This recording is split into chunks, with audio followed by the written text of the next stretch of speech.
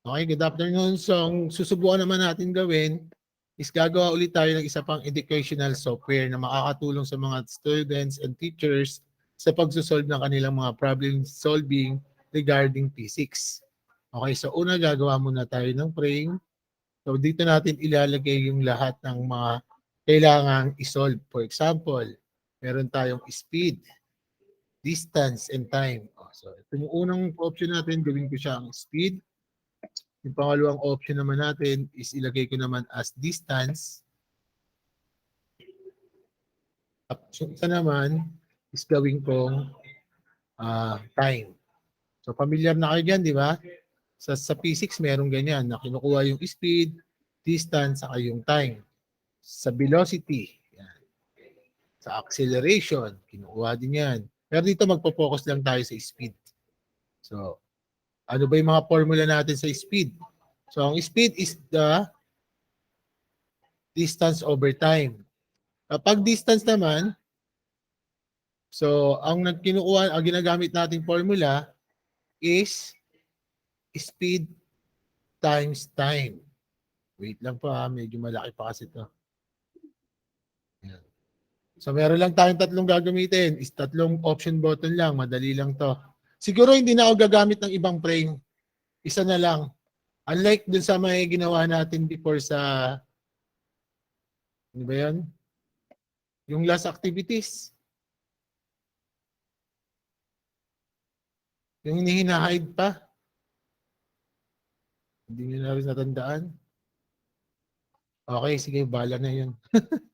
Okay, so ito yung mga pwede nating find na lang natin to. Find the. Find the. So dito naman, given. Lagay ko dito is given.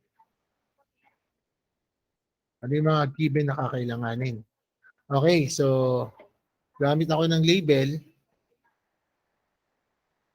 So yung label natin, wala muna akong isusulat kahit ano. Basta aware tayo na may label dito ha. Tapos, ilagay ko sa bacolor para alam natin na may label talaga dyan. Okay? Copy ko lang to. Hindi pala pwedeng i-copy to, no? Try na rin. Control C, Control B. Wala, ilalim eh. Kailangan gumawa ulit. Sorry. Yan. So label 2, tanggalan ko lang din ng ano. Lagay ulit natin ng color. Tanggalan ko ng caption. Excuse.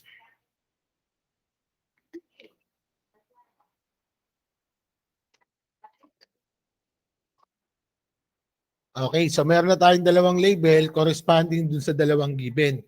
Then lagay ko na lang dito is answer. Sa isang command button naman. Answer. Para clickable pa rin.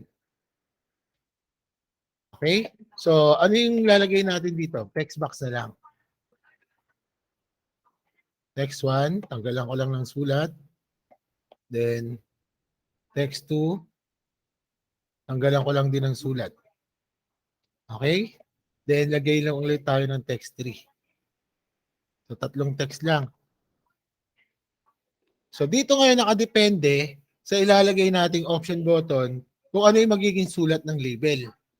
Label 1, label 2. Yan yung mapapalitan.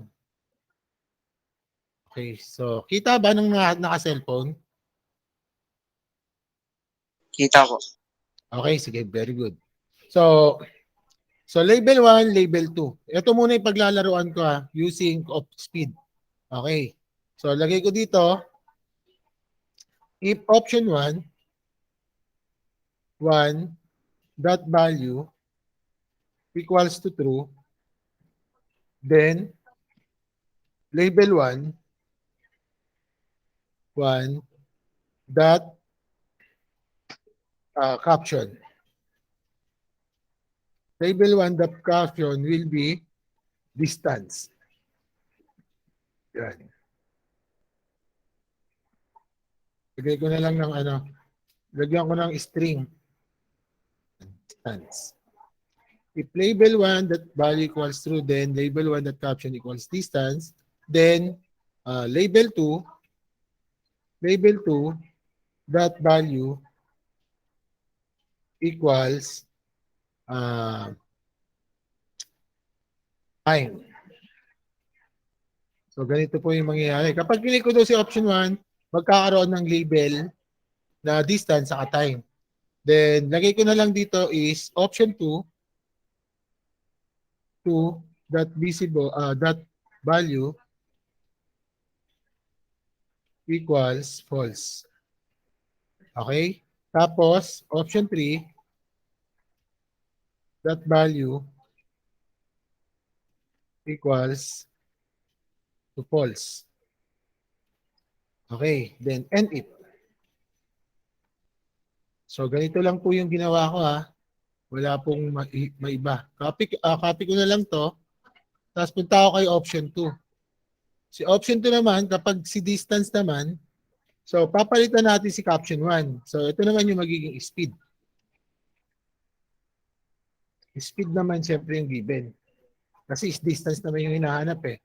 Tapos, si option 1, si option 2 na to eh. So, option 1 naman ngayon, option 2. Tapos, si option 1, ito naman yung magpo-false. Okay? So, next, copy ulit natin sa isa pa. Kapag time naman yung hinahanap, Control B, si option 3, that value equals to true, then label 1, that caption will be speed na lang to.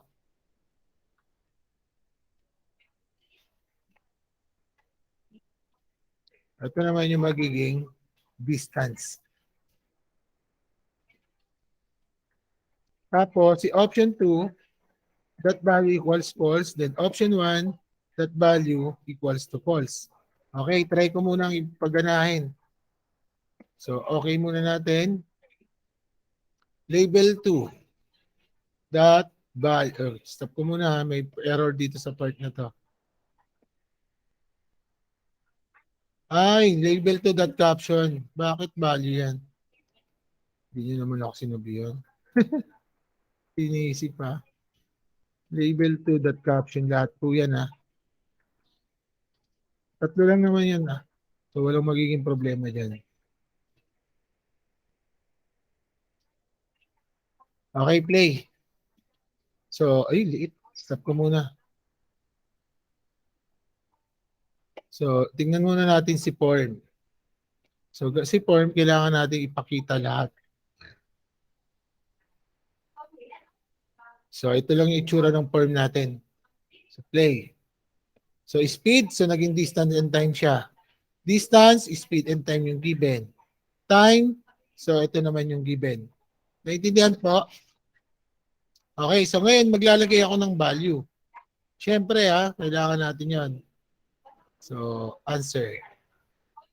So, dito, kailangan natin gumamit ng if condition sa command button. Kasi una, di ba, ito yung nangyayari, distance equals time, answer. Okay, so ganito po. Label 1, label 2. Ay, stop ko muna. Lagyan ko ng codes. If label 1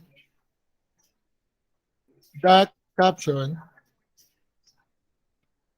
equals to, if label 1 dot caption equals to, speed ba yan? Speed ba yung una?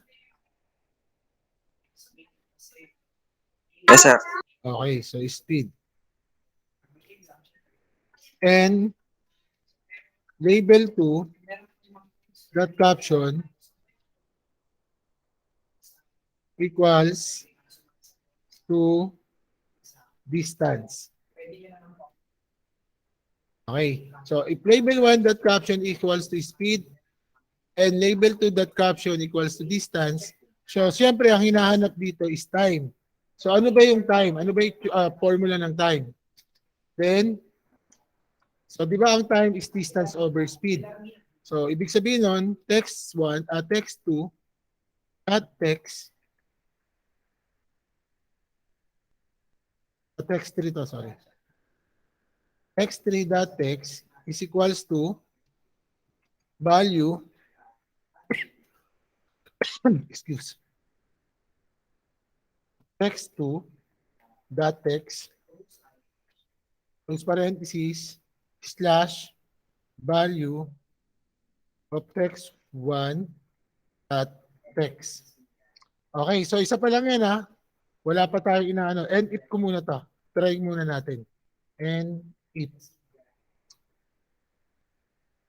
So ang sabi doon, kapag daw ito is speed and ito yan, speed and distance, maglagay tayo ng value. Halimbawa natin ang speed natin is 60 km per hours.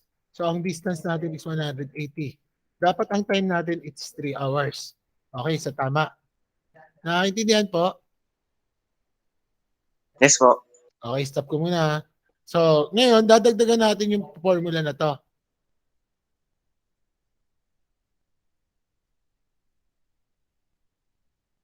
Another if. If, hindi. Else muna pala. Else, if,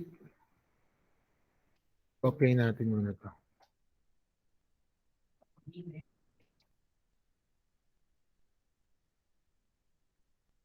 Yeah, sure dito eh. And if else, if muna. Tingnan natin ano muli. If.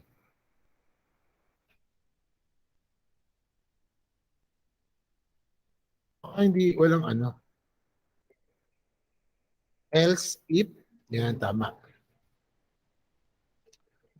So kapag gano'n naman, yung isa naman, so pagpalagay natin sa ano to na, saan to? Sa command, ano naman tayo, no? Speed, tas ito naman yung time. So ano naman yung hinahanap diyan? So distance. So dapat tong dalawa is times. Asterisk lang ha. Check ko lang muna kung tama yung formula natin. Mukhang hindi eh. And it. Speed sa time. So palagay natin ang speed natin kanina ay 60. So ang time natin is 3 hours. Answer. Okay. Else without it. Else. Else if. Meron naman ah. Pero may nagsagot na sila. Wait pa ah. Else if. Sa module po, may nagsagot na module po. Kasi Balduma nagsagot naman. Tama. Meron naman akong if. Tingnan natin. Tanggalin muna natin dito yung control. Kasi ganito. Delete ko muna to ha. Stop, then play.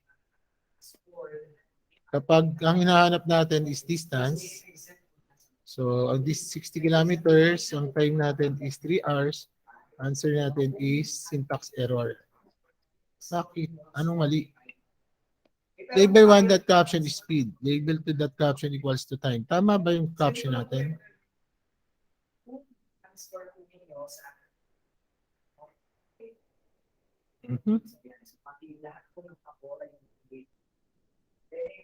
Okay, stop ko muna to. Saan na to dito?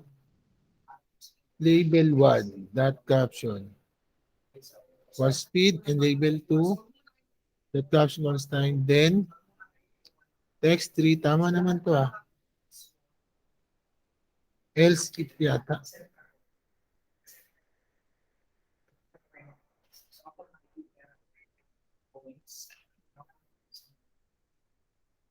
And if.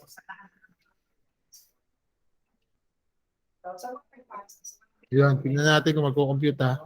63. Yun pa rin. Else. Pero nakita ko dalawa yung nagtaas.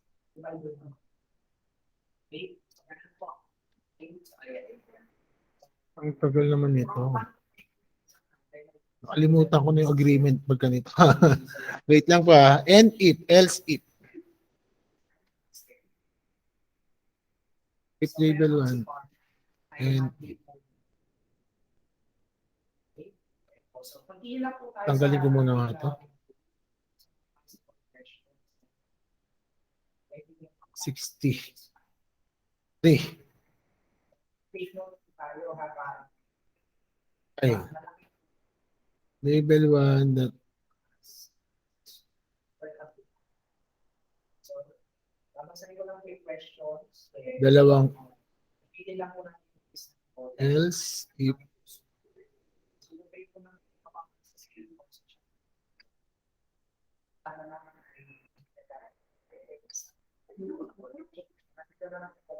stop then play ulit.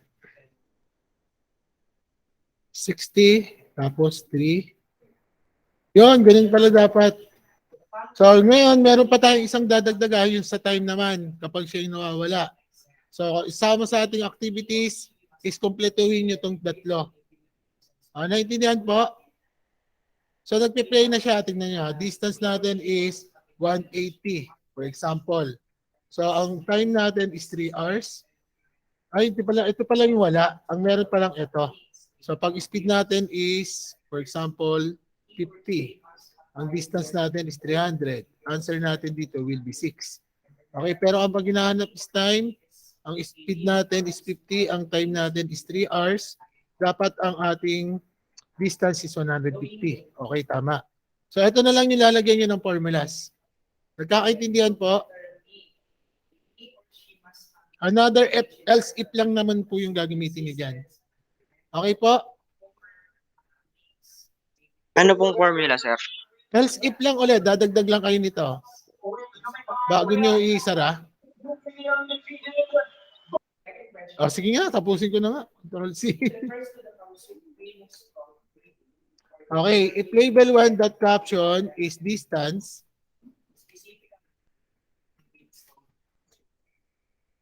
then label 2 dot caption is time.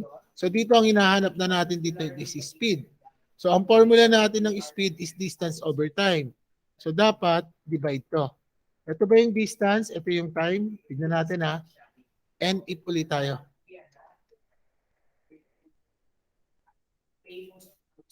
So distance natin is 800. Time natin is 5. So ang speed natin, ay baliktad yung ano ko, calculation ko. Dapat distance over time. So diba, ay baliktad yung formula natin dito sa dulo. Ayun no, text 2 dapat to. Text 1 to. Text 1, then ito ay text 2. Okay, play. So speed, ang distance natin halimbawa 120 kilometers. Tinakbo lang natin ng 3 hours. So meron tayong speed na 40 km per hours. So ang distance natin halimbawa, ang speed natin is 40 km per hour. Tumakbo tayo ng 3 hours. Gaano kalayo? 120. Tama. So yung time naman, ang distance natin is 120. Ilang oras natin tinakbo? 3.